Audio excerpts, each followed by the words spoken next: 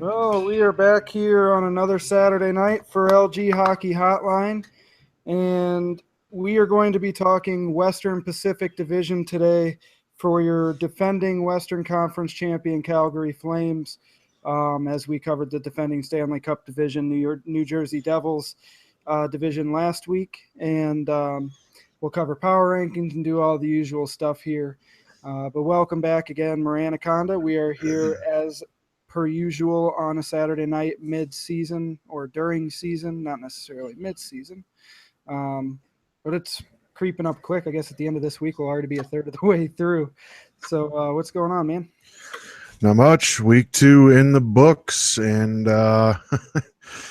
on we roll and forward we push. A lot of, jostling around with the teams in the standings this week. Some teams came back to life that had rough starts as per usual. It's week 2 is already in the books, believe it or not, everyone. I have a feeling this summer league is just going to fly right on by. And, we're all going to be sitting around with our thumbs up just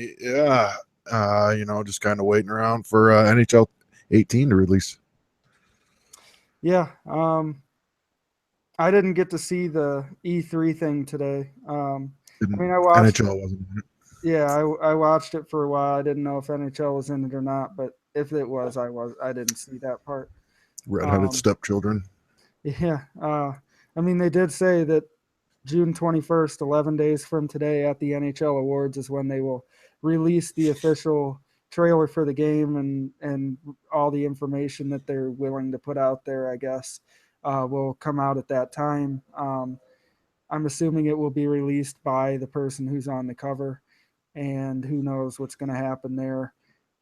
I honestly, before we get into the show stuff, I guess we can talk about the E3 for just a second. Want to point a couple things out that I really liked. That Star Wars Battlefront 2 game looks badass. Yeah. I don't know if I'm going to get into that or not because I've already gone RB6 in 27 hours a day since I got that a couple weeks ago. I don't need another game that makes me do that, but that looked good, and FIFA as always looks to be probably the best game that they're going to release.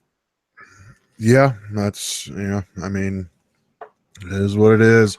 I'm kind of jaded over the whole thing. I always have been. I just don't think I think it's stupid that they don't put much time and effort into NHL, because I think NHL is the best game. And obviously I'm biased, but I think it's got the most action. It's constantly moving. It's fast. It's furious. It's quick. You got to make fast decisions. It's has all the makings of the best game, and they just continue to sweep it under the rug and treat it like a piece of junk. Yeah, the only way that I won't be disappointed to have to wait till the 21st to find out what's going on is if they are making, the server changeover to Frostbite, if they're doing certain things to the game like I saw some tweets from John LOL pointed out originally by a Bacon Country video. Someone mentioned it in the shout box, and I ended up going and checking out John's tweets. And he made some really good points about whether or not we really want the game more realistic, because realistic in actuality means that, like right now, arcade style, I shoot up to the left, and most of the time the puck goes up to the left. If it's Right. realistic and I shoot up to the left, I may miss the net by 3 feet, or I might shoot it right into the center of the goalie, and that may happen more than just occasionally. So I do get the points with things like that the arcade style needs to be there. Like if I decide I'm gonna throw a saucer pass 10 feet in front of a guy to let him skate into it, I don't want that thing to go 60 feet down the ice one time, 30 feet short of my guy the second time, and then to him the third time. So I get that, but I really just hope that, for me, I don't even know if they need to mess with the game at all, as long as they can get something going on with these servers. Yeah, I mean, I think things like the saucer pass are the things that need to be more realistic because it's pretty damn unrealistic right now. Like right now, you can make the saucer pass perfect sometimes, and you use the same hit of the button other times, and your guy launches it 30 feet down the ice. So, I mean, if the saucer pass, I mean, because when you think about it in real life, passing passing in real life is something that those guys are dead perfect with a lot of times. I mean, a lot of the, top two line guys, I mean, they put passes right where they want, and they don't just launch a saucer pass and go, oops, I just iced it when I was trying to just flip a 10-foot saucer pass. That just doesn't happen. But yeah, I mean, honestly, the gameplay I've always liked, I love, it's the servers, it's the connection. The online connection is garbage, and until they get that fixed, it's just going to be same old, same old. What, no matter what improvements they make to the gameplay, to anything, no matter what they do, if the online connection is still garbage, it's still going to be the same old game. People are still going to complain about it, and it's never going to be right in a lot of people's eyes. For sure. It's really just, I think the thing that makes people sour is just that they've already got games that have been on better servers for a couple years and things like that. But it always happens in cycles. It's always they do this one and then they do this one and then they move to NHL. So, I all I can say is I hope that this will be the fourth game already on the new console. I really hope that this is the one that they're moving as much as they can over. I know it's going to be a transition. I know it's not completely programmed over for new servers and everything, but I hope there's enough change in the server and connection area that we can just get clean games on a regular basis, or it's not such a big deal in 2017 and into 2018 as this game will carry for somebody 1,000 miles away to have a worse connection because these other guys live 10 miles apart. How about a game that actually starts at the beginning and both teams are equally on the same playing level? How about that to start? Because you got games right now that are starting and one team has a clear advantage, and that team can have the worst of the 6 players on it, but they have a clear advantage connection wise, whether they're all from the West Coast and they're playing against the East Coast team and the West Coast team's the host. The East Coast team is screwed. So, I mean, it's not even a level playing field right now, which is the thing that drives me the most nuts about the whole thing. Like, improve all the little puck physics and everything you want, but until the servers are fixed, it's the same old, crap. And I mean, I love the game. Don't get me wrong. I love the game itself as a whole, but I mean, come on with the servers. It's a joke. And I'm not going to hold my breath. If I'm a believe it when I see it kind of guy. So, I'm not holding my breath for Frostbite this season. I'd be shocked if they actually do it and if it actually makes a difference. But I'll eat those words if they go to it and it makes a big difference. I'll be happy as happy gets. It's never going to be perfect. We all know that. But, until the online multiplayer, portion gets improved as far as connection goes, it's still just going to be the same old, same old. So, if you're going to bring back stuff, or work on all these puck visits, why don't you bring back the simple stuff like club practice mode and club, create a play mode, the small things of the game. Create a play mode is most important to me. That were good. I mean, create a play was cool when you're playing single player and versus and stuff. I mean, it was useless in EA Sports Hockey League, but I mean, the practice mode in EA Sports Hockey League was huge when you could take your own 5 skaters and a goalie out there and skate around with no other team and just pucks and nets. You could actually work on stuff. You could actually practice as a unit and work on moving the puck to each other and the way you want to break out, the way you want to run your power play. You can talk it all over while you're on the ice and not in a game with people bearing down on you. It makes it a hell of a lot easier to work that stuff out and work the kinks of it out. And in turn, you would have better teams. If you ask me, the teams who utilize that, it'd be very evident. For sure. And Yeah, I mean, really, the creative play thing, I think, when as it relates to LG, would be a bigger installation because um, the only thing that I would say about that is that that would be seen on stream. So if somebody's watching somebody stream, they can see when a guy skates to a specific spot what play that is, and they're able to then take that play and steal it, or know what to expect, something like that. But if you have a It, bunch of different plays, it's not I going to don't be even that big think of an issue. the But some creative people, play worked in EA Sports Hockey League. It wouldn't even show up on the ice. right? But they should, Yeah, I mean, if you but want it there, that's and what then the you can practice have mode guys. for You can sure. have guys just have a setting where you can show creative plays or don't show creative plays, part of the on ice trainer thing, Right, and you'd be able to take that off of there, and that way, like during games you could take it off of there, but while you're playing around, just to remind people, you could have it there when you're just clubbing. right. um Something I'd I like to see too is, oh yeah, by the way, give me control of my damn stick. Give me my Yeah, stick control back. Get rid of these stupid, like automated, if I want to swoop my right stick down and back and take a shot, I shouldn't have to do some stupid deke that I didn't even want to do. I just want to change the angle of my shot is all I want to do. Why would you make my guy do some retarded yeah, deke that I don't even want him to do? I just want to change the angle of my shot. That's it. right. Like, give Yeah, me little stuff like that back. we we don't Stop use that catering to word. the lazy people. We don't use that word here, the R word. So yeah, I would like to see.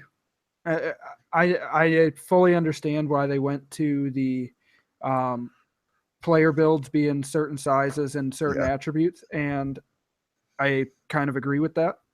I wish they wouldn't mess around with them so much, because you get used to one build and then they decide, we're gonna ruin this one and put something, and then you've got to change builds. It's like, just let me find one I'm comfortable with and leave me alone. But I would like to be able to change the flex of my stick. I would like to be able to change the curve of my stick to use a Yeah. flatter or more curved stick. I'd like to be able to control whether I use 9, 11, or 13-inch blades on my skates. Yep. Those things, I don't know if they're that big of a deal to program in. It doesn't seem like they would be. Shouldn't be. Um, well, then again, what the hell do I know? I'm not a game programmer, but it was there before. And for the So love of God, get rid of the dynamic puck pickups, yeah, yeah, or work on it so you can. Number one, give me a button where I can turn it on or off. Like that. I yeah. mean, as a defenseman, Like auto I've had backskate. that suck me up the ice and take me completely out of the play when I didn't do anything so many times. I mean, it's broken really bad. That and the auto pokes when your guy will automatically reach out for a puck and take you out of the play completely. Like, it's just, that those little things need to be fixed big time, because that's a joke. Like the dynamic puck pickups, give me a break. Yeah, for sure. If it worked, maybe it'd be cool. And then there was always that thing called walking the blue line, which Well, there's a I've couple of never. things that irritate me with that, because there's literally times where, let's say I'm playing right D and you're lefty. You pick up the puck at the left face-off dot in the defensive zone. If I am a foot in front of you instead of even or behind you, you press the R2 button to pass it to the center, my guy will auto skate into Right. the center of that lane to Exactly. try and pick it up. And then if you try and send a saucer or just a regular R2 pass up ice to a forward, it'll give you an angle at like probably 140 degrees, so that the point of contact between the player and the puck will be somewhere around the face-off dot in the offensive zone. It will send that player into an auto skate where he can't stop and avoid staying off onside. Right. Like, that stuff I mean, drives it's me insane. cool. Sometimes it works, and you're like, "Oh, damn, that was actually pretty cool." And but it's very few and far between. Like, that's definitely something that I would assume that they're working on. But just give me the Right. option to turn it on or off. But let me be 1,000% clear. Whatever they release, yes, I'm going to be buying it and I'm going to be playing it. I will still be here. I just hope for different things. I don't even need, like I said, don't even need that many improvements. I don't even necessarily like Just fix the the online gameplay. the gameplay, like the graphics and everything. They're you always say how can they get better because they're already amazing. You don't even. I'm not even worried about that stuff. Puck It's physics really definitely just needs to be fixed. it's There's so it's much just I can it's sit here for mostly hours. just connection stuff because you know, we're in 2017 right now, almost halfway through it. And we're having connection issues on basic stuff. So, all right, well, let's move on from that topic. I think we've beat the hell out of that. So, Yeah. let let's move into our division to talk about. This week on our division breakdown, we will be covering the Western Pacific Division, which is the division of your defending Western Conference champion Calgary Flames. Um, I know this is something I should probably message you, but do you have music for this, or can I Nope. tear on? Go Okay. for it. So, division spotlight this week Western Pacific. We will start from the bottom and work our way up.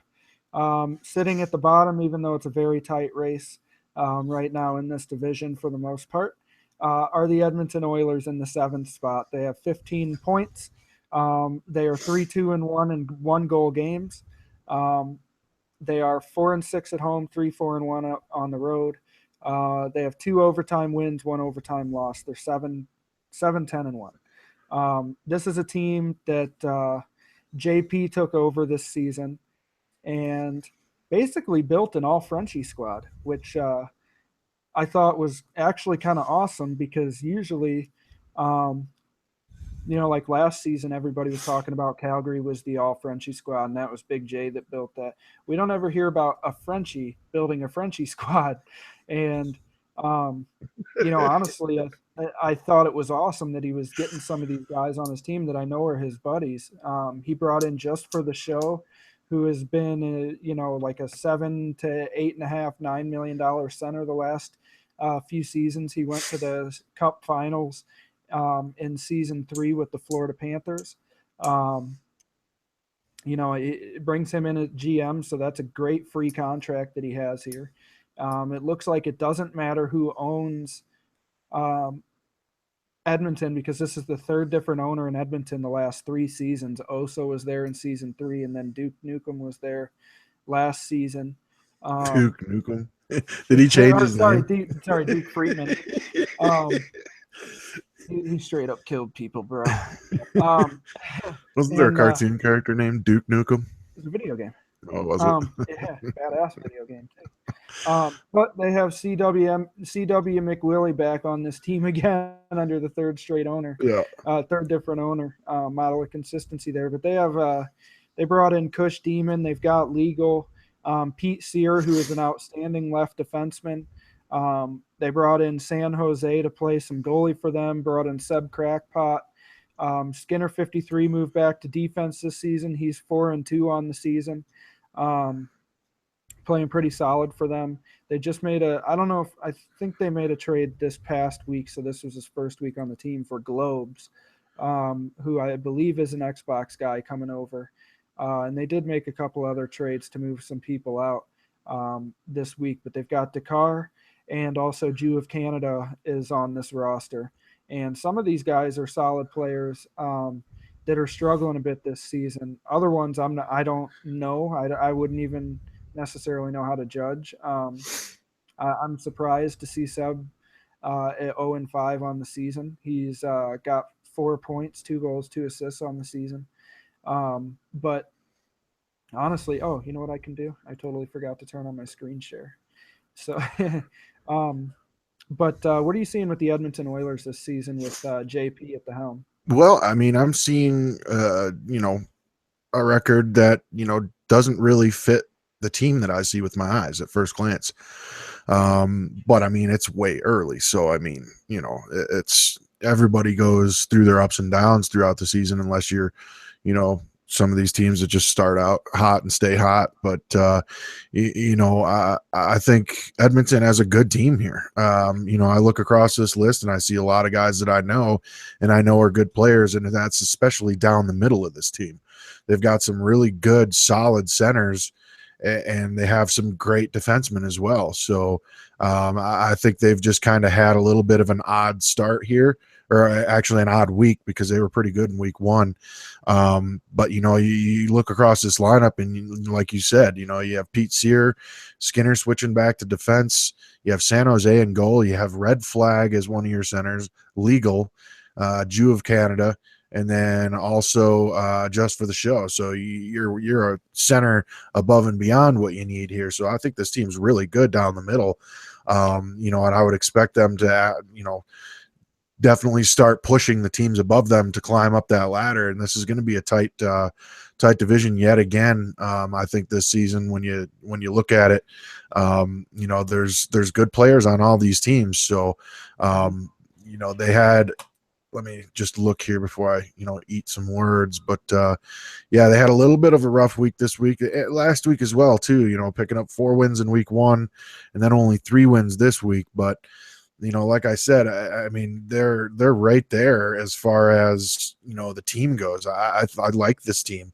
They're 3-2-1 in 1-goal games, which they've only played 6, which is a lot less than a lot of other teams have played. But when you look at the team right above them, who's played 12. So, but I think this is just a team that's trying to find their feet, I guess, because there's a lot of good players on this team. Yeah, and the player that's leading the way for them so far this season is Cush Demon QC. He's 4-2 on the season. He's got 17 points, and he's got 5 assists and 12 goals. Going out there scoring a bunch of goals for them. We all know how he can play. He likes to get over the blue line and really likes to force you to take penalties. And Yep. he's pretty good at getting you to do it. Even when you know what the hell he's going to do, you still tend to trip this guy. Oh yeah, he's a handful. I'll tell you that right He's now. got the Frenchy moves, so to speak. But he's a finisher, and so far he's doing his job. He's honestly probably scored fewer points than he's expected to at this point, but 17 is not that bad through 6 games. It's about 2.5 points a game, which is solid, especially considering playing week one. Your games are pretty much all against division teams. Those are always tough games, at least for the most part. If you play 7 division games in a week, one of them may not be a close game in a lot of cases. So, I see that he's played against some tough teams on his schedule already. Anaheim and Calgary lost to the defending Western Conference and Division runner-up last season, but Western Conference champ Calgary Flames 3-1. He beat the Florida Panthers, the Tampa Bay Lightning, and the Boston Bruins. He lost to at the end of last week. But I think this team, if they can get rolling here, I'm sure they're going to make another move or two over the next few weeks. Not sure who it'll be, but I don't think this team is that far off. It might just be combos, but we're at the point now through 3 weeks in the season. You got to start making a push. We've got another division week coming up. You can't have 2 mediocre or poor division weeks to start the season because it's very tough to climb back out of that hole. So they need to have a solid week this week in division. They start the week off against the Sharks and the Kings. The Kings are just ahead of them in the division at 7-8-3. And then the Sharks right now are sitting in second in the division at 12-6. So they've got a couple of tough games coming up. And we'll see what they're able to do to start next week. So, anything else you want on Edmonton, or let's go ahead and move on to those LA Kings? Let's move on. All right, well, let's do it. The LA Kings here are sitting, like I said, in the 6th position in this division, tied with the Arizona Coyotes at 17 points. The tiebreaker there being that Arizona has 8 wins to LA's 7 with 3 overtime losses instead of the 1 that the Coyotes have. But they're both sitting at 17 points here. The Kings are in the positive on goal differential, which is interesting, sitting at 7-8-3 to be in the positive. 52 to 47 there, plus 5. They are 5-3-2 in their last 10, um, and then 4-4-1 at home, 3-4-2 away, and then they're 3-6-3 in one goal games. That's the one that jumps out to me there. Hmm. Sitting at 17 points right now. They are 11 points behind the first place Calgary Flames, and if they cut three of those six losses right there, um, in those one goal games into wins, um, you're sitting right there in second place next to the Sharks. So, or third place next to the Sharks. So, they're not that far off, just lost a few close ones. Yeah, from the looks of it, I mean, I just did a quick glance over now. My math could be wrong here, so don't crush me for this, everybody. But from my quick glance over, they've played the most one goal games in the league, with 12 of them. And, that right there, I mean, that's, 12, that's 15 points that was left on the table by them, that they had a sniff at. They could have gotten those 15 points. So, I mean, that's a big time number right there. When you're talking, the difference, they could have 32 points right now. So, which would put them in first, so this is a team that's right there. It just looks like they haven't gotten the bounces, in those games. I mean, 3-6-3 in one goal games. I mean, they could definitely be, they could be right up there at the top of this division if they get a few bounces there. They did just make a move to bring Big Yan in. We'll see how that works out for them. See how his availability is, if he's actually, available to play for them or not. It's always kind of been up in the air as far as his availability goes this season, from what everyone across the league has been saying. But they have Mooner in net, which is, it's never a bad thing to have Mooner in your net because Mooner's a top goalie. So they've got the goalie, who can get it done for him, along with Alonzi. So, they've got good goaltenders on the back end. They went out and they picked up Viper, to play some defense for them. And like you said, this is a team that's in the positive in the goal differential, but yet they're still sitting, with only 17 points. So it tells you they're right on the cusp. They're definitely sitting right there. There's a lot of guys on this team that I think are extremely solid players. So, when you got, you have Illy Philly, who's dropped back to defense this season.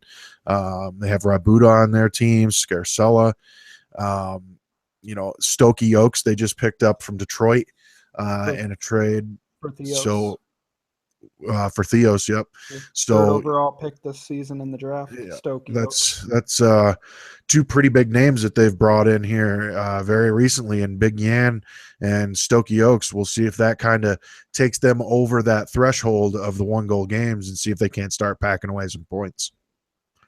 Yeah, it's interesting to make deals like that, losing Jeff and Theos, bringing in two guys who are both rookies this season, in the NHL to replace both of those established veterans who have proven every season that they're able to get it done. Obviously, we don't know the full story behind why that may happen, if there's anything else, or if they were just looking for a change of scenery, to try and help, pardon the pun, stoke the fire. Um, I think that the Kings showing in their record, sitting back in sixth in this division, but six of their eight losses have been one goal games. If, like you said, they were sitting at that 32-point mark, they would actually be first in the entire league in President Trophy range right now. So, this team I expect to be good. Obviously, they have Kev Bone, playing left wing for them. He's very solid. He's picked up points in 5 of his 6 games played. And, go with what you know. Illy Philly back in LA. He was there a couple seasons ago, um, just like Kev was, I believe. Yep. He was And drafted by LA. yeah, and Benz is a solid center, playing for this team, and we played them, or I played them with our team in week 1, and it was an extremely tough game. It was an overtime game that we won. It was just, um, back and forth all game, and they put the pressure on, man. Really good team. I expect them to be fighting back up into the division starting this week, and division play is going to be big to help them gain or lose ground. Possibly, you never know how it's going to turn out, but this is a week you can gain ground on your division opponents. So let's go ahead and move on to the fifth place team in this division, the Arizona Coyotes. 8-9-1 on the season right now, 17 points. Already discussed the tiebreaker there with the Kings. Arizona 4-3-1 in 1-goal games, played 8 of them. They're 7-2-1 in their last 10 after going 2-7 in their first 9. And 3-4-1 at home, 5-5 on the road, which is interesting to me. Always goes back to connection stuff that happens, whatever. So let's go to the Coyotes roster real quick. And leading the way, of course, is Maranaconda with GM Frost, new this season. Looking at the team here, sorry, I was reading something. There's a lot of rookies playing on the Coyotes this season. A1 Dirty South has his 3-7 record isn't even close to explaining how well he's played. He is, to be frank about it, gotten 0 goal support, and a lot of those 7 losses have been 1-goal games. He's an outstanding goaltender who finally got a little bit of goal support last week and picked up 3 wins because of it. And actually in one of those wins picked up his first shutout of the season. A Reap, the number 4 overall pick in the draft this season, went 3-0 on the week.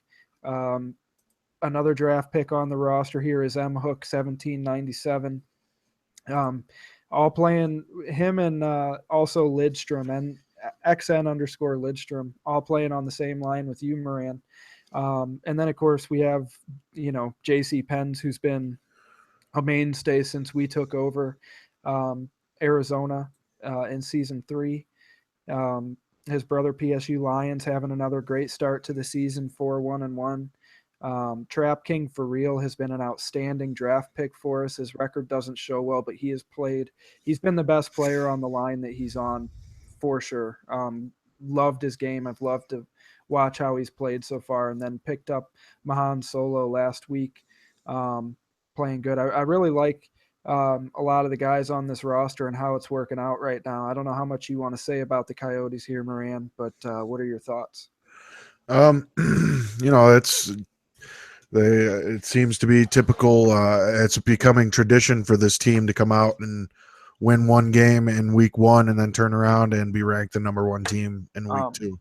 We won 2. Oh, did we win 2? Ooh. Look out now. But it's frustrating to not be able to get off to a good start, but it was a good bounce back week by the Coyotes.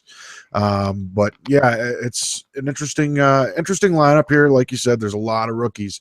There's a lot of guys on this team that frankly people may not know. But there's a lot of guys on this team that I really like. I think Frost has been a welcome addition to the team. He's extremely organized. He knows what he's doing. He knows exactly what he wants out of his line mates, and he's a good leader. So adding somebody like that to the organization is always a plus when you can do it. So glad to have him aboard. But yeah, like you said, A1 Dirty South has been caught in some tough spots this season, but the guy is a straight stud goaltender, if you ask me. He's just had some bad breaks to start off his NHL career. And, that's unfortunate because he's an outstanding goaltender. I've been playing games with him for, I don't know, 3-4 months now, and he's been lights out in basically every game we've played. I mean, everybody has their off games. But very rarely do I see him have an off game. Reap's been a great addition to the team as well. Very calm, cool, collected center. Plays, a 2-way game. He's a 200-foot player. I really like him a lot. He's very smart with what he does on the ice. I has been a welcome addition to the team. Jay, 6219 is a guy that we got in a trade. Very solid winger there. Of course, JC Pens. And then adding some guys from the Xbox side, or a guy from the Xbox side, and Filthy picking up Solo. There's some good players on this team. We'll see if we can't, continue to build as a team. I like what I see over here from the Coyotes, and like you said, there's 5 or 6 rookies on this team, so we'll see how the season goes, and if we can find some consistency here.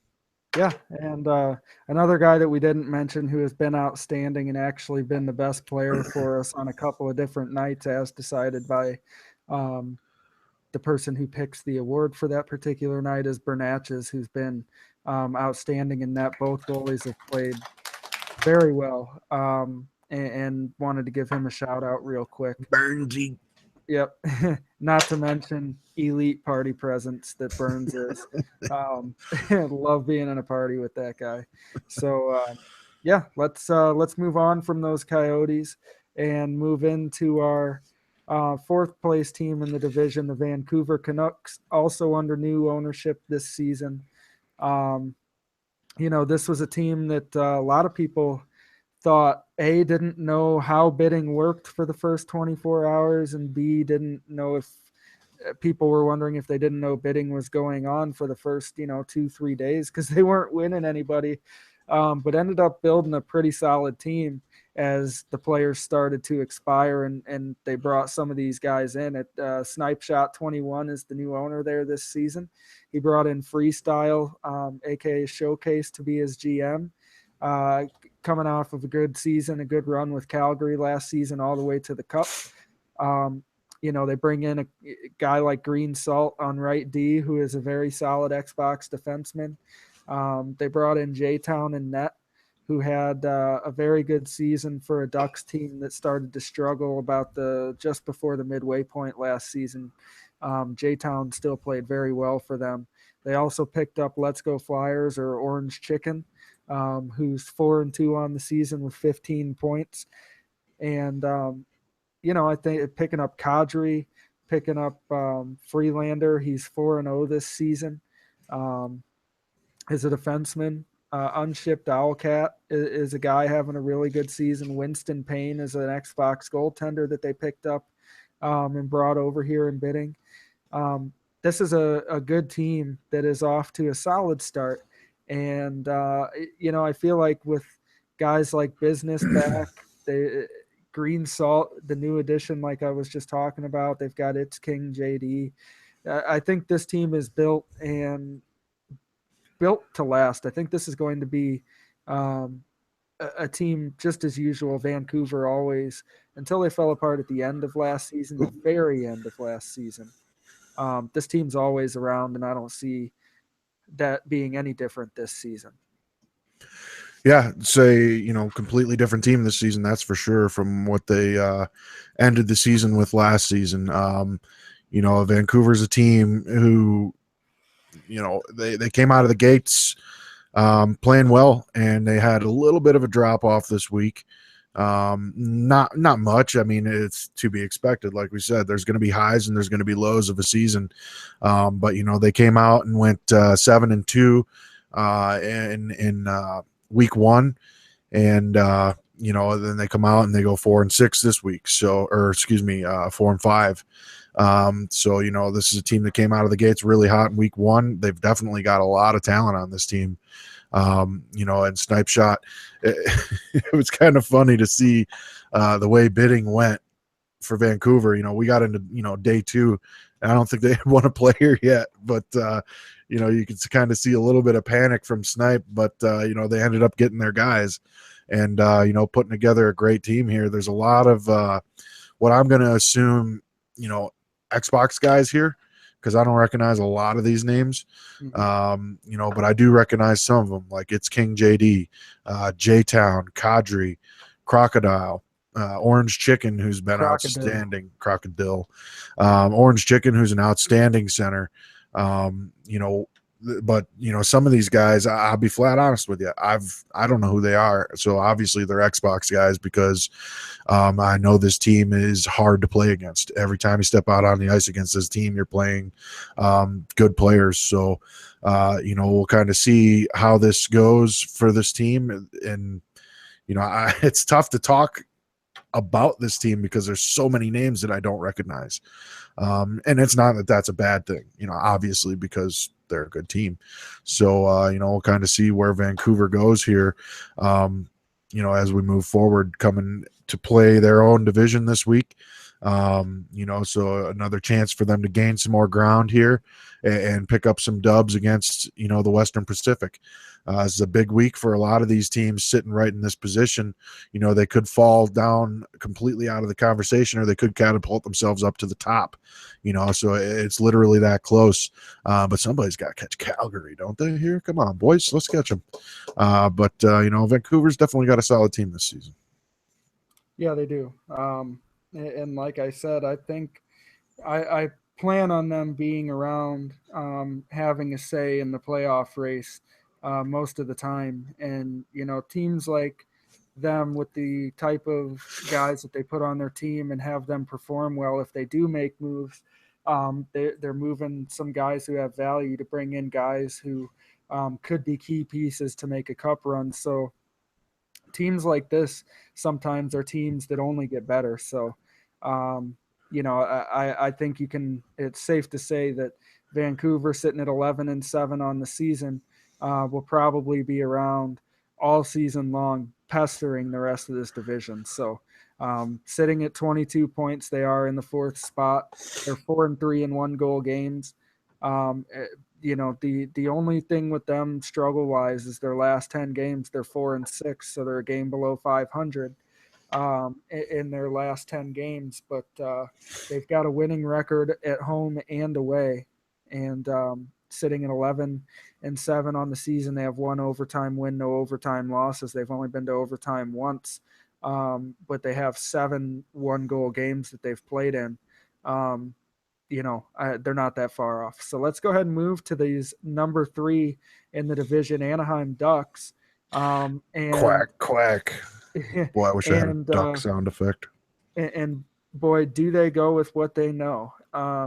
They just they just made a trade again and brought in Clarkus Cog back to his original home in Anaheim for, I think, the 15th time in 5 seasons here.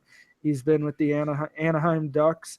Clark having a bit of a struggle to start the season, but we all know that as a left winger, there are very few left wingers in the league that can put the puck in the net like he can. So, going back to a familiar setting in Anaheim, I expect him to fit right back in there. They've got, of course, Silverberg, a.k.a. Polska, owning the team again this season. The GM is Bruchboy, who's on finally on the 0 contract instead of that, massive $7-8 million contract he's on every season, and brought back Ray Acoin as the AGM here. All these guys having very solid seasons to start off. KG 3-0, and Ottawa is back to his usual form. He's 4-1-1 on the season. He's got 11 points, 3 goals, 8 assists, playing right D for them. They made a move last week and brought in Matt Hoot and Noel Baby. They've got OG Potsy, who is a returning player for them, also 4-1-1. I believe he's KG's D partner. And then they've got the draft pick in Hall down there, and they brought in, Anaheim always does a really good job of finding a number 1 goalie for them. They brought in Crosby this season. He's 6-5-1 on the season, but he's a really good goaltender. And Anaheim always has a really good goaltender that plays the max number of games each week, and he's played 6 each week so far. And then also Saka play a Tom on left D for them. Off to a 2-4 start on the season. I know he's probably not happy about that, but he's an outstanding defenseman, and I expect him to win way more games than not this season. So I wouldn't really worry about him starting the season that way. And this team sitting in the 3rd position with him starting that way. So once they get everything clicking here, the Ducks probably are only going to get better. Also bringing back guys like Kay Stiding to this team who are on the Ducks for the last 2 seasons. A very solid center. What are you seeing out of the quack, quack Anaheim Ducks? Well, after having a down season last season, it definitely looks like they're trying to catch a little bit of that season 3 magic that they had when they just fell just a couple points shy of that President's Trophy. In bringing players like Clark back, Case Stiding, a lot of these guys have been there, done that with the Anaheim Ducks. And, a guy that I think they brought in the draft that I think is going to be an outstanding defenseman in this league in seasons to come, and that's RSL 14. Looks like he's probably playing with Soccer Player. If I had to take a guess, I haven't looked to see, but they have identical records and plus minuses, so they probably, just feeling each other out here, trying to get something going as a defensive pair. But they could be a shutdown defensive pair moving forward if they can find some consistency there if they're playing together.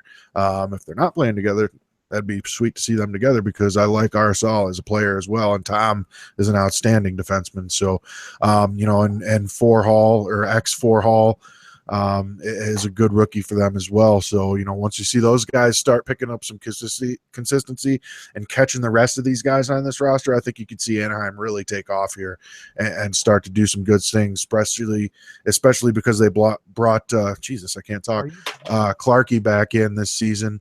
Or just now for that matter. And they have, perennial homesteads in KG and Ray and Brooch. So, they have a lot of guys who are familiar with each other and a lot of guys who've played probably hundreds of games together. So, Anaheim going out looking for consistency, looking for familiarity.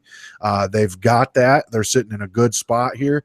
I would definitely look for Anaheim to be, right there when the dust settles at the end of the season in this division, as they are pretty much every year. But it looks like they've rekindled a little bit of that season 3 magic that they had. Yeah, and Canadian Kush also at center for them is 5-1 on the season, picking up 15 points, 7 goals, 8 assists, and he's a plus 10. This team so far has performed well. They're 11-6-1 on the season, like I said, and sitting with 23 points, only 1 point behind the second place team in this division, the San Jose Sharks. The Sharks are 12-6. They have 0 overtime wins and 0 overtime losses. They are efficient and only play 60 minutes a game, apparently. They're 6-4 in their last 10. They're 5-2 in 1-goal games. They're 6-3 at home. They're 6-3 on the road. This is a completely different look to start the season for the San Jose Sharks than it has been the last several seasons. This team, of course, brought in Rico. It is probably their biggest get in bidding. Definitely one of. This team has a completely different look this season. Radical Apex, the new owner there, has been part of that management group, or has been part of the group in San Jose. Now the owner there brought in Guy 20 to be his GM for this season. Percosaurus there is the AGM, and Natty's 5-4 on the season. But they brought in Hardick on right D. They still have Stamkos, who, at the end of last season, they decided to send down and allow him to go play playoffs in the CHL. That was probably a great experience for him to go down there and do that. I believe he was on Val-d'Or, was he not? Yep. So got to go down there and win a cup, and now brings that experience back to the San Jose Sharks this season. That was a really good move for them. They pick up a draft pick in Nardo. Team again had a lot of draft picks. Tarasenko 91 is another of those guys. He's having a good season. Then their number 1 overall draft pick, who was the number 1 overall draft pick, is tight end killer.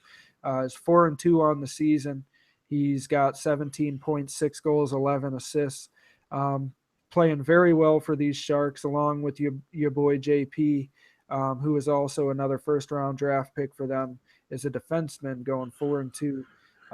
He has 2 points on the season, but he's a plus 10. So, Rico is 6-0 on the season for them. He's got 16 points, 10 goals, 6 assists, and he's a plus 17.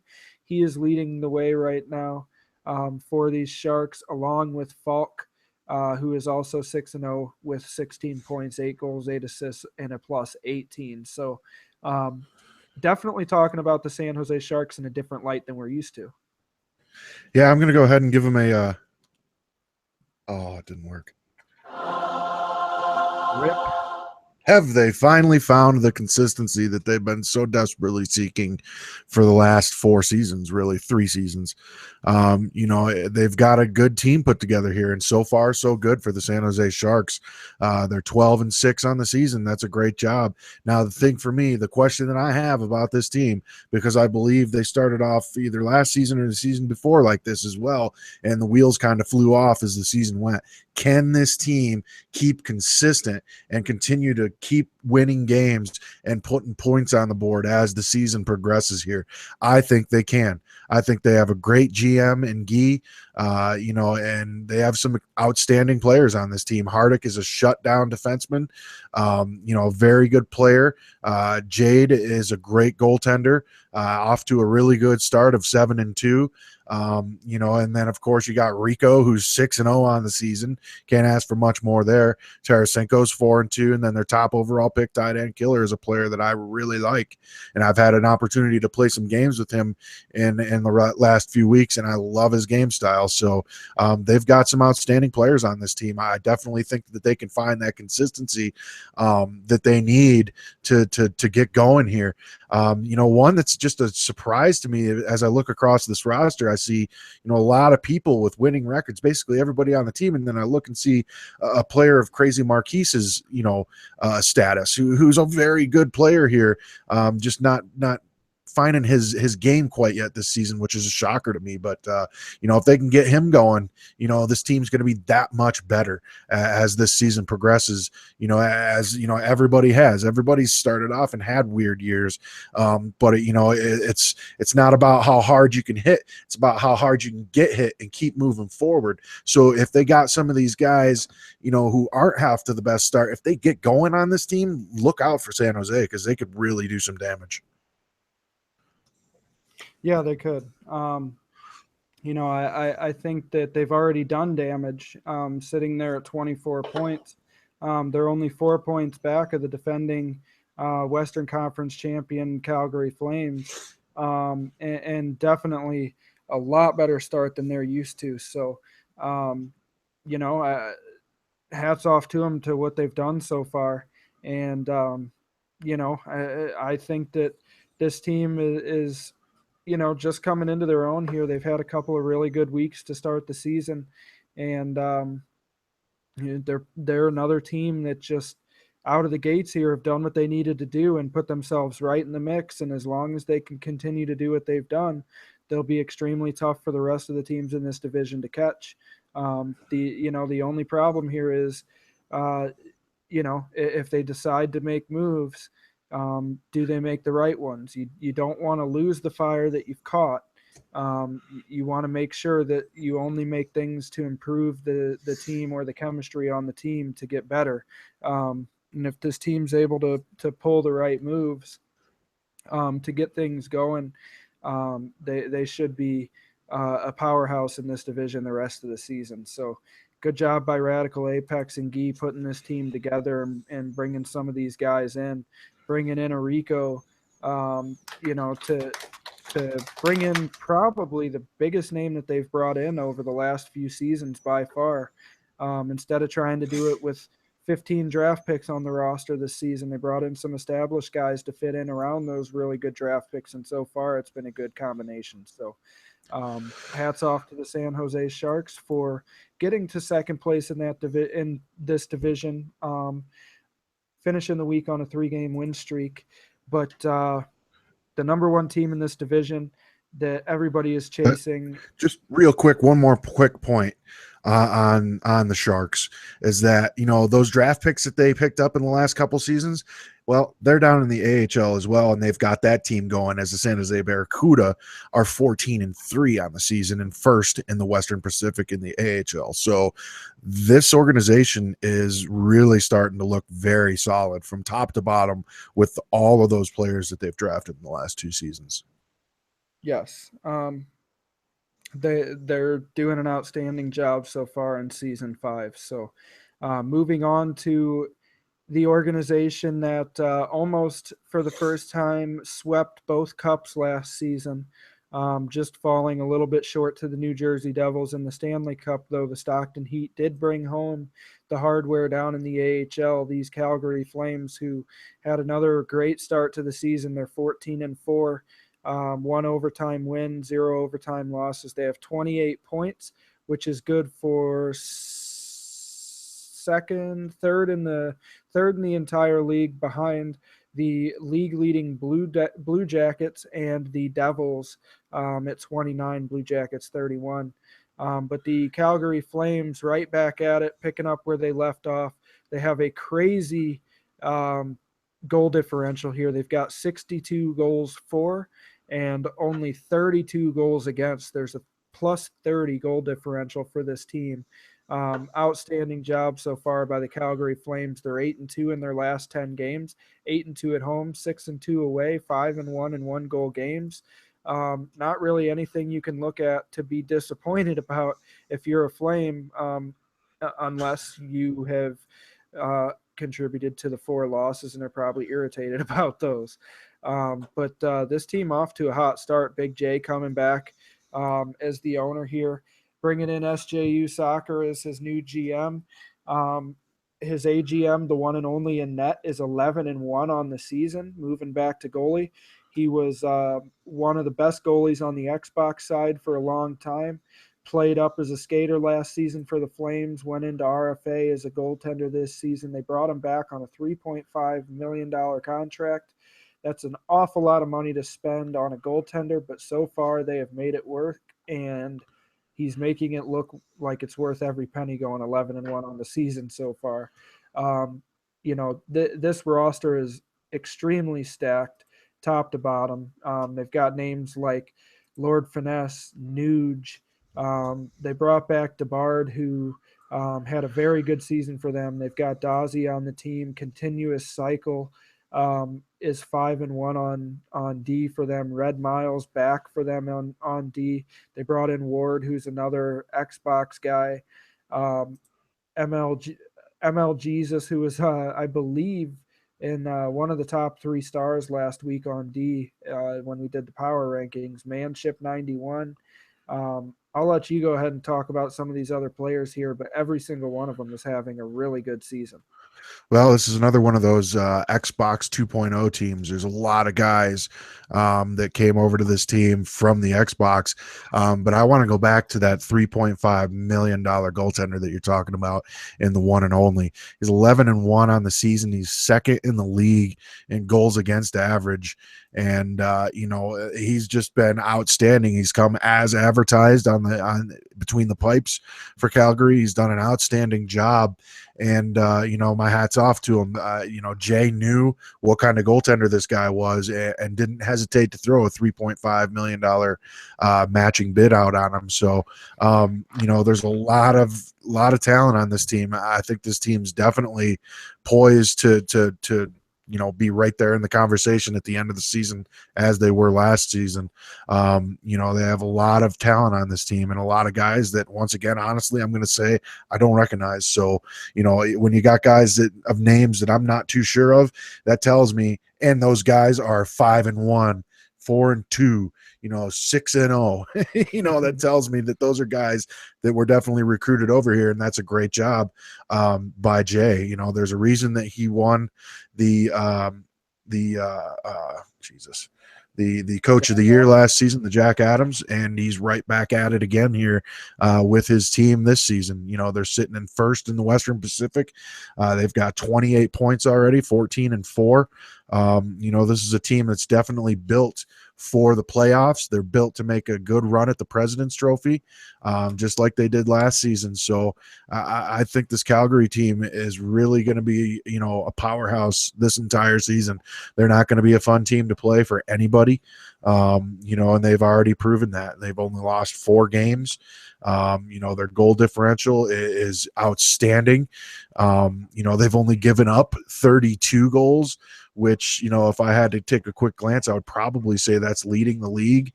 it is leading the league in goals against. So, so that right there tells you a team that's scoring 62 goals already, but they've only given up 32. That's a picture of consistency and a solid team game that gets played night in and night out for the Calgary Flames. So 8-2 in their last 10 games. They're 5-1 in 1-goal games. So, this is a team that's definitely poised to make a big run here. Yeah, for sure. The only team that's given up less goals than them are the league leading Columbus Blue Jackets, who have given up 39 goals. So seven more goals they've given up than the Calgary Flames, and they've scored the exact same number, 62 goals, both of those teams. The New Jersey Devils are sitting at 66 goals, and I believe they are number one on the list. They are. So the Devils are sitting at 66. So the Flames have given up the fewest and are only 4 goals off of scoring the most goals in the league so far. So to this point, Calgary's doing it all basically. Definitely leading the way in the Western Conference. They're leading the league in goal differential. Yep, They're leading the league, or they're second in win percentage. This is a damn good team Jay's put together here. Yeah, and I don't think we expected anything different, honestly. But they've played 18 games, given up 32 goals. 18 twice is 36, which means they're giving up less than 2 goals a game on average. If you have a less than 2 goals against average as a team for the entire season, that's basically what Chicago did last season through a lot of their regular season is right around that mark. That marks for success. So, I think what's interesting, if you look back at this entire Western Pacific Division, the Oilers ended the week on a 2-game losing streak, but every other team in this division ended the week on some sort of win. Anaheim Ducks being the biggest movers there at the end of the week, winning 4 in a row. Sharks winning 3 in a row to end the week. The Coyotes winning 2 in a row, and then the Flames, Canucks, and Kings all won their last game of the week. Interesting to see when you talk about a division and looking at the rest of these divisions, none of them have more than just about half their teams that have finished the week on a win. And the Pacific has every team but one that finished the week on at least one win, if not more. So that finishes up our Western Pacific Division, covering for the defending Western Conference champion Calgary Flames this season, picking up where they left off. Same with the last week we covered the East Metro, the New Jersey Devils, picking up where they left off, sitting in second place in their division, which is also second place for the entire league. One thing I want to point out, though, Moran, since we didn't do this division this week, but I want to point back to it because, is this a joke or what? I mean, there's 7 teams in the West Central, and first place is 23 points. 7th place is 19 points. 4 points. They have par for the course. They have 4 teams: the Wild, Predators, Blues, and Blackhawks, all tied at 21 points. And then they've got the Avalanche, who are at 22, the Jets, who are in first at 23, and then the Stars, who are in last place in the division at 19. But they're all separated by 4 points, 7 teams. Tell me that is not the toughest division in this league. That is par for the course for the Central. I mean, they're ridiculous. 10-5-1, 10-6-2, 10-7-2, 10-7 or sorry. Let me start over. 10-5-3, 10-6-2, 10-7-1, 10-7-1, 9-6-3, 8-5-5, and 9-8-1. So these teams, I mean, it's unbelievable. That Western Central and the Pacific not that far behind it. So far, the Western Conference does look deeper again. We don't need to get into that debate, but to this point, it does look like it's becoming quite the battle in both of those Western Conference divisions. Teams right there with each other, especially that Western Central, which just continues to be ridiculous season over season.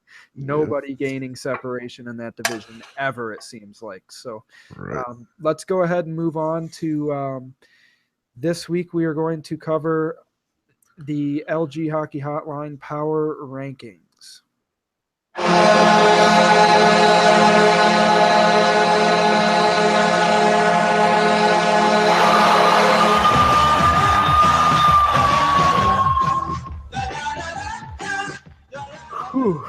that was awfully loud.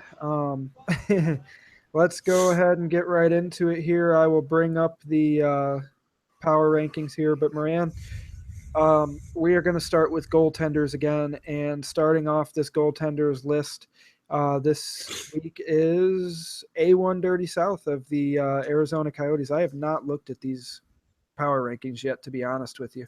A1 Dirty South getting it the 10th place goalie here for the week, going 3-2 on the week, a 2.6 goals against average, a 75 save percentage, and 1 shutout. Coming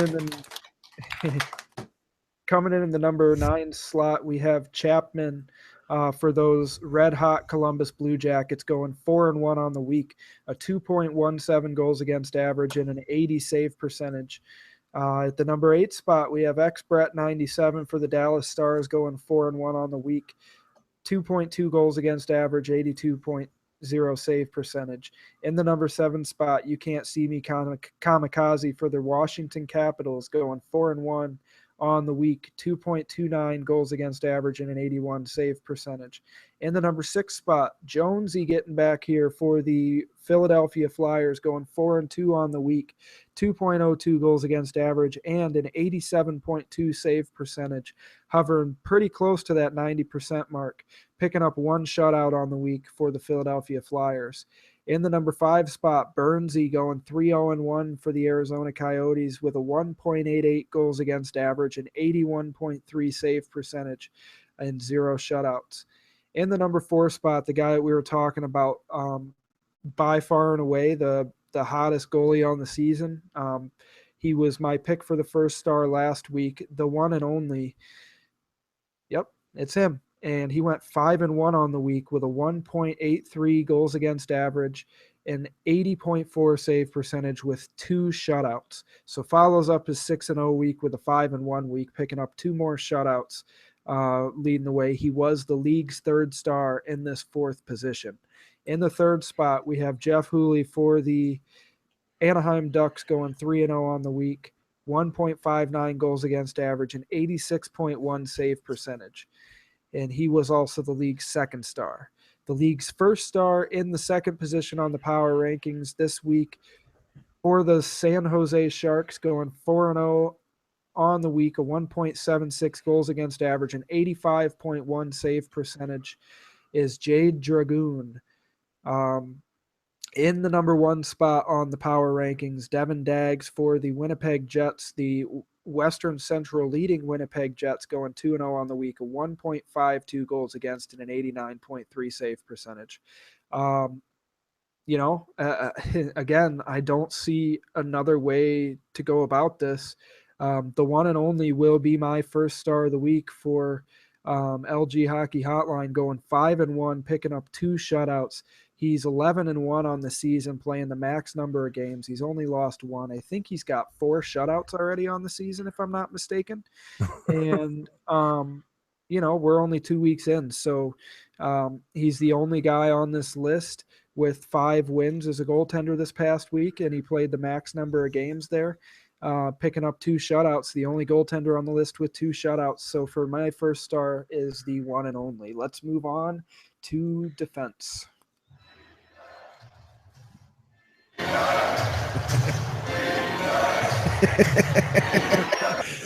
Oh, shit.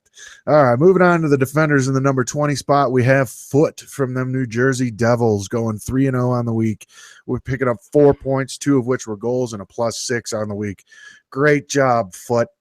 At the number 19 spot is Rye the Beholder, the GM of the Minnesota Wild, going 3-0 on the week, picking up 4 points. And the 18 spot is Poland's finest for the Nashville Predators, going 2-1 on the week, picking up 4 points, 1 of which was goals, and a +1 on the week. And the number 17 spot is Trio Big Mac for going 3-0, picking up 6 points this week, all assists, +5 on the week for the Big Mac attack. And number 16 spot is Vito Corleone, who was, I believe, drafted by Columbus, right? I could be totally wrong. No, he was drafted, I believe, and I will stand by this because I believe I'm right. the New York Rangers last season, if I am not mistaken. Possibly could be. And the number 16 spot is Vito Corleone, going 3-0 on the week with 3 points. And the number 15 spot is Chief, the fearless owner of them Dallas Stars, going 3-0 on the week with a couple of points and a +4 on the week. And the 14 spot is Noel Baby for the Anaheim Ducks, going 3-0, picking up a point, but was a +8 on the week. And the 13 spot is Sedin Power, also known as oh, come on. Niner. Niner Rice. And the 13th looking. spot is Sedin Power, going 3-0 on the week, picking up 3 points. And the number 12 spot is the owner of the Florida Panthers, Lazy Pedestrian, going 3-0 on the week, picking up a couple of points, one of which was goals, +5. In the 11th spot is Chris Tastic, 91, for those Columbus Blue Jackets who just seem to be ripping it up this season, going 3-0, picking up 5 points this week. In the number 10 spot, rounding out the top 10, yours truly, Maranaconda, going 3-0 on the week. 3 points, 1 goal, +5. In the number 9 spot, OG Potsy for the Anaheim Ducks, going 3-0, picking up 1 point, but a +9 on the week. In the number 8 spot is Matt Hoot, 87 for the Anaheim Ducks, going 3-0, picking up 4 points and a +8. In the number 7 spot for the Arizona Coyotes, N. Lidstrom, going 3-0 on the week, picking up 4 points, had a huge overtime game-winning goal for his only goal of the week to beat the Toronto Maple Leafs on Sunday. He was +5 on the week. And the number 6 spot is Counterattack, the owner of the Colorado Avalanche, going 3-0 on the week, picking up a couple of points. And rounding out the top 5 here was Full Throttle for the Ottawa Senators, going 2-0 on the week, picking up 3 points with 1 goal. In the number 4 spot, Stay at Home D for the Washington Capitals, going 3-0 on the week with 5 points. In the number 3 spot is Enable 7 for the Washington Capitals, going 3-0 on the week, picking up 4 points, +9 on the week. And in the number 2 spot, picking up the league's, Enable 7 got the league's number 3 star. And the number 2 spot, picking up the league's 2nd star, is Illy Philly for the LA Kings, going 3-0 on the week with 5 points, 2 goals, and a +10. And in the number 1 spot for defenders this week, he got the LG 1st star. And yes, this week he is going to get my 1st star as well, as he is the highest scoring defenseman on this list this week. And that is KG and Ott, going 3-0 for the Anaheim Ducks this week, picking up 9 points, 2 of which were goals, and a +9 on the week, coming in at an average 3.0 points per game for the Anaheim Ducks. Woohoo! Congratulations to everybody there on defense. Some very good weeks, and you know, a couple of those guys there, Lazy Pedestrian and Chief, both owners playing both defensive positions to fill a need on their teams, and still managing to go 3-0 on the week. And then, of course, Illy Philly did also play both left and right D. So congratulations to those guys. Moving on to the forwards, coming in at the number 20 spot, Sid 05 for the Washington Capitals, going 3-0. As a matter of fact, I will just assume that they are 3-0 unless you hear me mention otherwise. Picking up 8 points, 3 goals, and a +7. In that number 19 spot, Canadian Kush for the Anaheim Ducks, who I just talked about a little bit, picking up 11 points, 4 goals, and a +8. In the number 18 spot, Oriole Rules 44, going 2-0 on the week with 8 points, 2 goals, and a +3. In the number 17 spot, Gentry for the Winnipeg Jets, going 2-0-1, picking up 9 points. 7 of those were goals and a +1.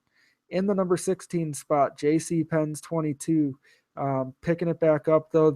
I have to mention that this is probably the first time I've ever seen him on the weekly power rankings for forwards and him have more assists than goals. Picking up 9 points with 3 goals and 6 assists and a +4. He's normally out there just tucking it every time, and I mean the puck. Number 15, we have New York Isles 3 for the Colorado Avalanche, going 3-0 on the week. And he picked up 9 points, 5 goals, and a +8. In the 14th spot, are you just muted? Okay. I want to make sure I didn't disconnect. RIP. Is scoring ace is going 2-0, 5 points, 3 goals, and a +6 playing center and left wing. In the 13th spot is Sudsy for the Detroit Red Wings, going 2-1 with 13 points, picking up 5 goals and was a +5. At the number 12 spot, you got Checkmate for the Nashville Predators, going 3-0 on the week, 8 points, 5 goals, and a +6. In the number 11 spot, former Coyote Kraz 18 for the Ottawa Senators, now going 2-1 on the week with 12 points, finding the back of the net 7 times with a +5. In the number 10 spot, we have Polgs going 2-1 with 11 points. 10 of those were goals, and did, on the power rankings anyway, lead the league in goals for the week with 10, the only one in double digits, and a +6.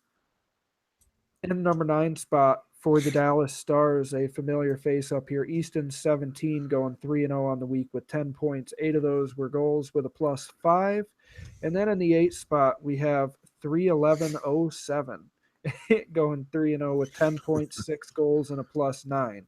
He played right and left wing. At the number 7 spot, Killer Santo, making a return from season 2 all the way back when he would have been a very high pick in the season 3 draft, but took Rookie a couple season. seasons. Yeah, took a couple seasons off. To be honest, he might just be a summer season guy, as that was the only other season he played was last summer. Went 2-0, 2-0-1 on the week with 11.7 goals for those same Detroit Red Wings. At the number 6 spot is Swift Defeat, going 3-0 with 13 points, 4 goals, and a +9. In the number 5 spot, the GM of your defending Cup champion New Jersey Devils, Tendy, picking up 16 points, going 3-0 with 8 goals and a +6. I don't even know how that's not good for number 1. In the number 4 spot is Charmop for the Anaheim Ducks, going 2-0 with 8 points, 5 goals, and a +6. In the number 3 spot, you have the owner leading the way for the Anaheim Ducks, going 3-0 with 14 points, 9 goals, and a +6. That is Polska, or now Silverberg 33. In the number 2 spot for the New York Rangers, JT, or Just Try Hard, going 3-0 with 12 points, 9 goals, and a +3. And then the Silverberg and JT were the third and second stars, respectively, this week, but for the league as well. Forgot to mention that. In the number 1 spot, as the league's first star, is Genlocks for the LA Kings, going 3-0 with 14 points, 7 goals, and a +9. For me, my first star of the week has to be Tendy.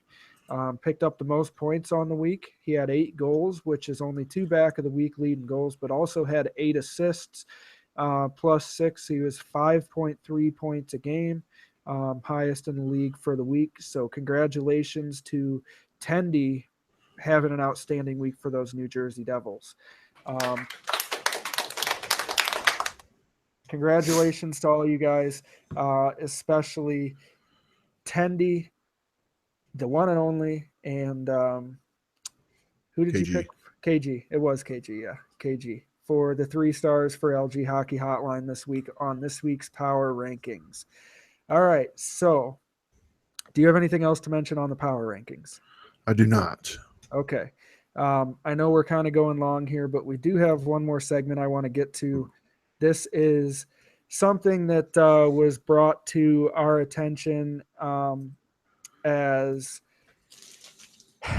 Spartan is now in charge of the awards committee. There are several of those guys that are doing the awards this season, and he wants to do a weekly update for the awards. Basically, give a top 3 at this point in the season based on the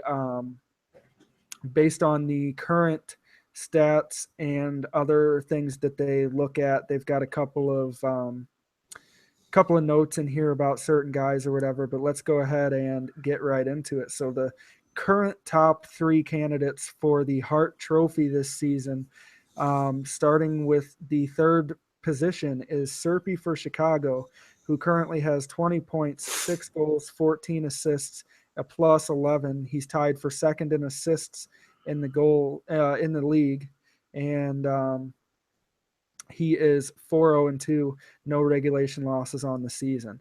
In the number 2 spot right now is Kraz. It says New Jersey. I think that was actually a copy error because he is with the Ottawa Senators. He's got 23 points on the season, 12 goals, 11 assists, a plus 13. He's tied for second in goals, and he's 5-1 on the season. And your number 1 candidate so far to this point is Tendy for the New Jersey Devils. He's got 25 points, 13 goals, 12 assists, and a plus 9. He's tied for second in goals, and he's undefeated on the season, going 6-0. So that is your current update for the Hart race. For the Norris race, starting in the third spot, you have King Clutch right now sitting in third for the Norris Trophy. He's got 10 points, plus 6 on the season, 32 hits and 27 takeaways. He is 5-1. He's top 10 in points, hits, and takeaways for D-men. In the number 2 spot, you have Chris Tastic for the Columbus Blue Jackets, who currently has 9 points, a plus 2, 3 hits, and 16 takeaways. He is 6-0, and he is leading D-man on first place team. In the number 1 spot so far is stay-at-home D for the Washington Capitals. He has 19 points, plus 13 hits, 20 takeaways. He is 6-0 on the season, and he is number 1. He is first in plus-minus for D-men. And in the Vezina race, currently, first, before I even get to this, actually, let me go with, before I say any names, who would you guess is in the number 1 spot? For the Vezina, the one and only. Yep.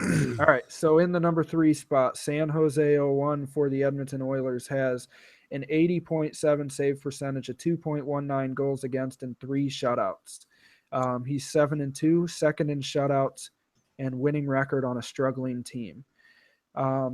Chapman for the Columbus Blue Jackets has an 83.1 save percentage. He's 1.76 goals against with 1 shutout. He's 7-1 on the season, and he is a rookie leading the number 1 team in the league in net. And then in the number 1 spot so far to this point is the one and only of Calgary. He's got an 85.6 save percentage on the season, a 1.5 goals against, and a league-leading 4 shutouts. He's 11-1 on the season. He's got the best save percentage and goals against for goalies with at least 6 games played in the league. Outstanding job by those guys. Currently for the Selke, we have HJHF 14 for the St. Louis Blues, who has a 63.3 face-off percentage, a 1.83 goals against for him on the ice. He's only taken 2 penalty minutes on the season, and he's got 25 takeaways with a 4-0-2 record. In the number 2 spot is Orange Chicken for Vancouver, also known as Let's Go Flyers, a 56 face-off percentage, a 2.66 goals against. He's only taken 4 PIMs on the season, and he has 26 takeaways, and he's 4-2-2. And in the number 1 spot so far is CC Piper of Chicago, who's got a 56.3 face-off percentage, a 2.66 goals against average. He's taken 3 penalties on the season, plus 1, and he's got 27 takeaways, leading all centers there in that category. Now let's move on to the rookie race, and this is the only other one that I want to cover. I don't need to go into Lady Bing, Jack Adams, or any of that. Do you think so? No. So leading the rookie race so far out of the guys who were drafted, in the number 3 spot is the number 1 overall pick, tight end killer, has 17 points on the season for those San Jose Sharks. He's got 6 goals, 11 assists, and a plus 2 with a 4-2 record. In the number 2 spot right now is Chapman, the goalie of the Columbus Blue Jackets, who are leading the league. He's 7-1. He's got the 83.1 with a 1.76 goals against and a shutout. And then leading all rookies currently is Who Are You for Ottawa, picking up 19 points, 9 goals, 10 assists, and a plus 12. He's 5-1, and he's leading rookies in goals and points. So there is your current update on the awards race for season 5, and I think that's a cool new segment that we can do every week as long as the content is there. If it's not, we'll let you know. But as long as Spartan and the guys have time to get this done on a weekly basis, and I know it takes a lot of time. If we can do it weekly, we will do it weekly. If we can do it every couple of weeks, we'll do it every couple of weeks. But something cool to add here so people can have an idea of where guys sit in the race for these awards. Yeah, I like it. It was brought to our attention last week, I think, that they were going to be looking at this, but it's definitely something to keep an eye on. We may start going into the Lady Bing and stuff as the season wears on, and we get to maybe like week 7, 8, or 9. Start looking at that and have a watch for those trophies as well. But as of right now, we'll just watch the main meat and potatoes of the awards. Right. Well, I think I am out of things to talk about for the week. I think we covered E3 a little bit, and then talked a little bit about what we would like for NHL 18. We'll see what happens there. We covered the Western Pacific Division. About our pipe dreams. Yeah, exactly. Made me feel better, though, to discuss it. Then we talked about the Western Pacific Division, talked about some power rankings, and then the new segment on the show, the race for the awards. Something that as soon as he brought that to my attention, I thought, hey, I'd ask you, and you thought it was a good idea too. So something cool if we can add at least on a semi-regular basis, if not every week, because I do know that takes a ton of time. Let's get it done, guys. Week 3 is coming up. We're about to be a third of the way through the summer season. We will talk to you next week, and we will let you know which division it is when we get here. Have a good weekend, guys. Good luck to everybody in week 3 here as we move along through this season. Coming in hot, boys. Week 3 coming at you.